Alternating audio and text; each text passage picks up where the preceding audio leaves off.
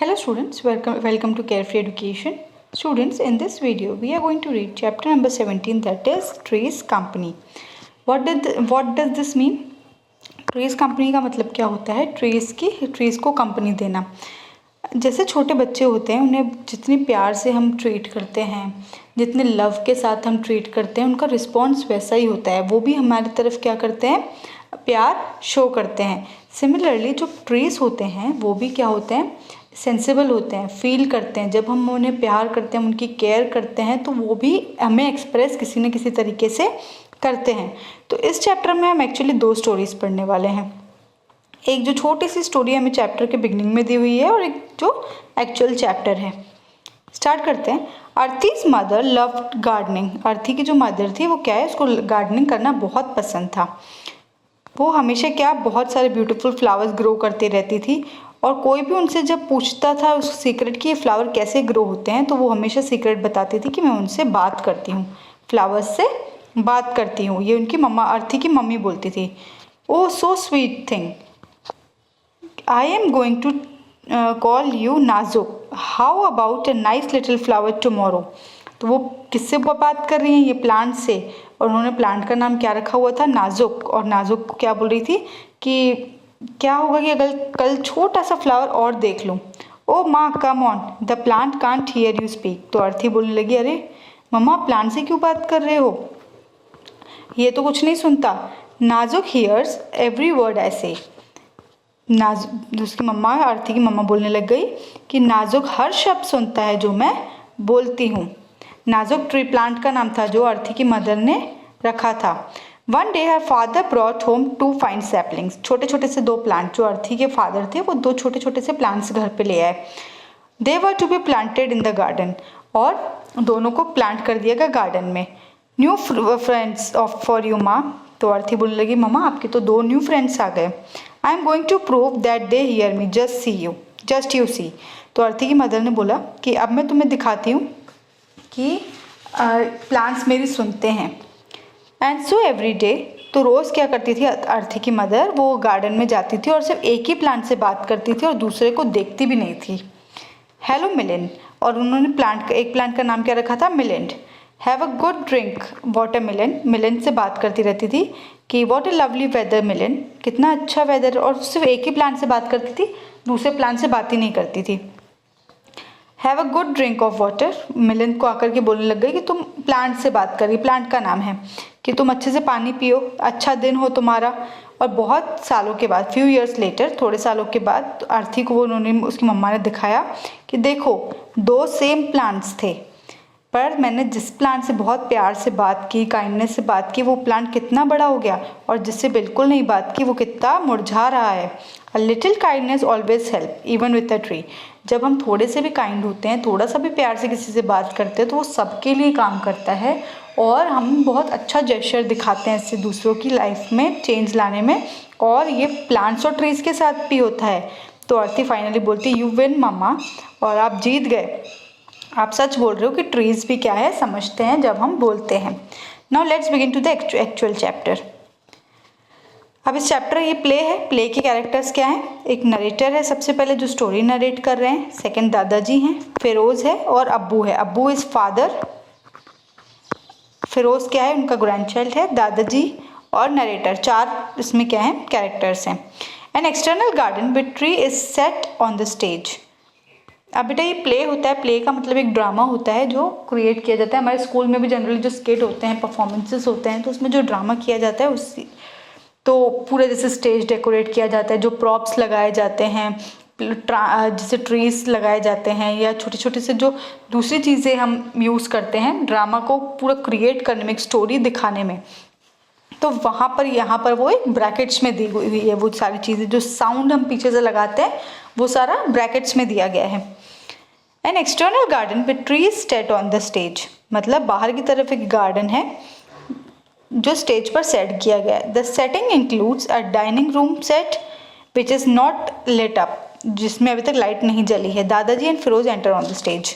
अब क्या बताया इसमें कि सबसे पहले तो स्टेज पर ट्रीज दिखाई गई है, मतलब कि एक सीन क्रिएट किया गया है जहाँ पर बाहर की तरफ, मतलब घर के बाहर क्या है, गार्डन है, घर के अंदर एक डाइनिंग रूम है, डाइनिंग रूम में लाइट नहीं जल रही है और दादाजी और फिरोज़ क्या हो जाते हैं, एंट्री लेते हैं। अब narrator, Firoz love the mango tree, Firoz को मैंगो ट्री बहुत ज़्यादा पसंद है उनके घर की जो है रामपुर में, और वो उसको क्या बोलता है, आम मामा, उस मैंगो ट्री को क्या बोलता है, आम मामा। But there was a time when the mango tree had no borne a fruit for many years and so on one day Firoz Dadaji called him। बहुत टाइम से क्या होता है कि उस पेड़ में क्या बिल्कुल भी एक भी आम नहीं आता है, तो दादाजी बुलाते हैं फिरोज को, दादाजी बेटा are you a good actor, क्या तुम बहुत अच्छे एक्टर हो। Firoz, you should have seen me in the school play last year, तो फिरोज बोलने लगता है कि आपको मुझे स्कूल में देखना चाहिए था कि मैं कितना अच्छा एक्टर हूँ, मैंने लास्ट ईयर परफॉर्मेंस दी थी। दादाजी, सुभान अल्लाह, now you have to act well today or your father will turn आम मामा इनटू अ राइटिंग डेस्क। या तो तुम आज बहुत अच्छी एक्टिंग कर लो, या तो जो तुम्हारा आम मामा है, जो तुम्हारा ट्री है मैंगो ट्री, उसको हम तोड़ करके वुड, उसका जो लकड़ी है उसको किस में यूज़ कर लेंगे हम, राइटिंग डेस्क, मतलब जो स्टडी टेबल बनाने के लिए यूज़ कर लेंगे। फिर उस क्या सच में दादाजी, yes he was saying that he wanted a new desk for his office, मतलब तुम्हारे पापा बोल रहे थे कि उन्हें ऑफिस के लिए एक नया डेस्क चाहिए, पर लकड़ी बहुत ज़्यादा एक्सपेंसिव है, महंगी है, तो अब हम सोच रहे हैं कि तुम्हारे आम मामा को ही तोड़ करके उसकी डेस्क बना ले। फिर उस नेवर, नहीं ये मैं कभी उन्हें नहीं दूंगा।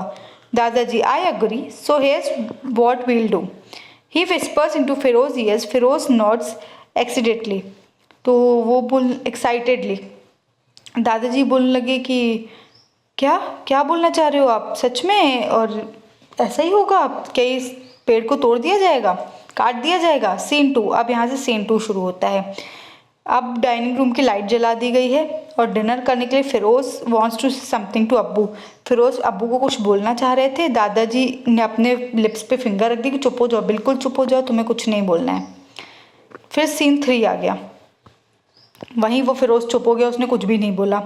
अब सीन 3 आ गया।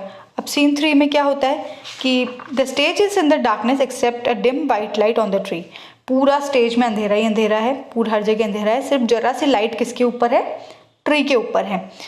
तो जो वो भी लाइट किसकी है, मून की लाइट है, जो ओल्ड मैंगो ट्री पर आ रही है। Dadaji and Firoz emerge from the house, Dadaji और फिरोज क्या है, घर के अंदर से आ रहे हैं, और दादाजी क्या लाए हैं, वो क्या बोलते हैं, कुल्हाड़ी, पेड़ तोड़ने के लिए। Dadaji, tomorrow we have to cut down the aam मामा। फिरोज, नो नो, बिल्कुल दादाजी ने बोला फिरोज से कि कल तुम्हारा आम मामा कट जाएगा। फिरोज, नो बिल्कुल नहीं Dadaji, yes yes. Firoz, why why, क्यों बिल्कुल नहीं काटने दूंगा। Dadaji, well we haven't had any fruit and your papa needs a new desk, Dadaji ने बोला नहीं, तुम्हारे पेड़ पे बिल्कुल आम नहीं आ रहे और उसको नया डेस्क भी चाहिए, तो हमें काट लेना चाहिए। फिरोज, नो, मैं आपको वादा करता हूँ कि इस साल आम मामा में बहुत सारे फ्रूट्स आएंगे और वो हम बेचेंगे भी, और जो हम फ्रूट्स बेचेंगे उससे जो पैसे आएंगे उससे हम डेस्क बनवा लेंगे। दादाजी, बट बेटा। फिरोज, नो आई प्रॉमिस, मैं पक्का बोल रहा हूँ, आम मामा में बहुत सारे फ्रूट्स आएंगे इस साल। तो वो आम मामा से बात करने लगा कि आम मामा सच बताओ, इस बार फ्रूट्स लाओगे ना, मतलब अब ट्री से बात करने लगा। फिर वहीं बहुत तेज़ हवा चली और हवा चलने के कारण जो पेड़ है वो हिलने लगा, तो ऐसा लग रहा था कि ट्री जवाब दे रहा है, हाँ बिल्कुल इस साल तो पेड़ में फ्रूट्स आएंगे। अब सीन 4 स्टार्ट होता है कि अब ट्री पे क्या हो गया बेटा, कभी भी जब ट्री पे मैंगो लगते हैं ना, उससे 2-3 महीने पहले से ही क्या होने लगता है, ट्रीज पर छोटे छोटे से येलो फ्लावर आने लगते हैं, तो वो फ्लावर्स आने लग गए। नरेटर, फेब्रुअरी आ गया। दादाजी, लुक बेटा मोर, तो दादाजी बोलने लगे, अरे वो देखो मोर दिख रहा है। फिर अ पेकॉक, कहाँ पेकॉक कहाँ है। Dadaji, the flower on the mango tree we call them mor, जो फ्लावर होते हैं ना जो मैंगो ट्री पर जो 2-3 महीने पहले आने लगते थे उसको मोर कहा जाता है। फिर they do look like yellow peacocks, और वो पेकॉक की तरह दिखते हैं। अब सीन 5 आ गया। The yellow flower on the tree are replaced by mango bulbs, अब छोटे छोटे से मैंगो बल्ब्स ट्री के ऊपर आने लग गए।